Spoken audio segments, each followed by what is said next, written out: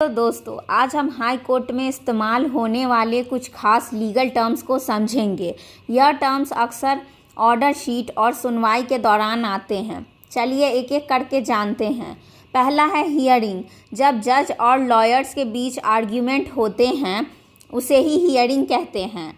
दूसरा है हमारा NBA, नोटिस बिफोर एडमिशन। इसका मतलब होता है notice before admission. Admission stage पर पहले अपोजिट पार्टी को नोटिस दिया जाता है ताकि वे भी जवाब दाखिल करें।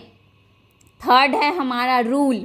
जब कोर्ट कहती है कि डिटेल हियरिंग चाहिए और केस सुनने योग्य है तो ये रूल जारी करती है।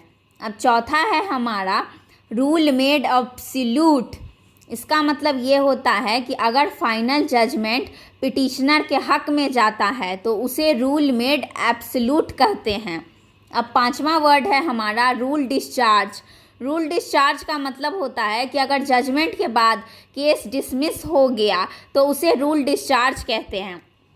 छठा वर्ड है हमारा रूल ऑन स्टे। जब कोर्ट किसी ऑर्डर को रोक देती है तो उसे स्टे कहते हैं और अगर स्टे की मांग रिजेक्ट हो जाए तो पिटिशनर हार जाता है। अब सातवां वर्ड है हमारा डिसमिस्ड इन लिमिनी। इसका मतलब ये होता है कि अगर कोर्ट बिना ज़्यादा सुनवाई किए केस को एडमिशन स्टेज पर ही खारिज कर दे तो उसे डिसमिस्ड इन लिमिनी कहते हैं। आठवां वर्ड है हमारा स्टैंड ओवर, या फिर स्टैंड ओवर को हम एक और वर्ड से डिनोट करते हैं जिसका मतलब होता है कि केस अडजर्न।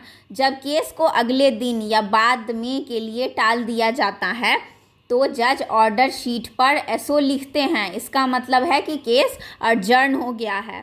अब नवा हमारा वर्ड है रिटर्न। रिटर्न एफिडेविट में रिप्लाई फाइल किया जाता है। जब अपोजिट पार्टी कोर्ट में रिटर्न रिप्लाई देती है तो उसे हम रिटर्न कहते हैं। अब लास्ट वर्ड है हमारा अमेंडमेंट। इसका मतलब ये होता है कि अगर पिटीशन में गलती है या कुछ नया जोड़ना है तो अमेंडमेंट एप्लीकेशन दायर किया जाता है और इसे हिंदी में सुधार या दुरुस्ती भी हम कहते हैं। तो फ्रेंड्स, ये हाई कोर्ट में इस्तेमाल होने वाले इम्पॉर्टेंट टर्म्स जैसे रूल, NBA, स्टे, डिसमिस इन लिमिनी, अमेंडमेंट, ये सब आप आज समझ गए होंगे। तो अगर आपको ये वीडियो पसंद आ रहा है तो आप मेरा चैनल सब्सक्राइब कर सकते हैं, वीडियो को लाइक कर सकते हैं और अपने दोस्तों के बीच शेयर भी कर सकते हैं। So thank you, stay tuned for more legal terms.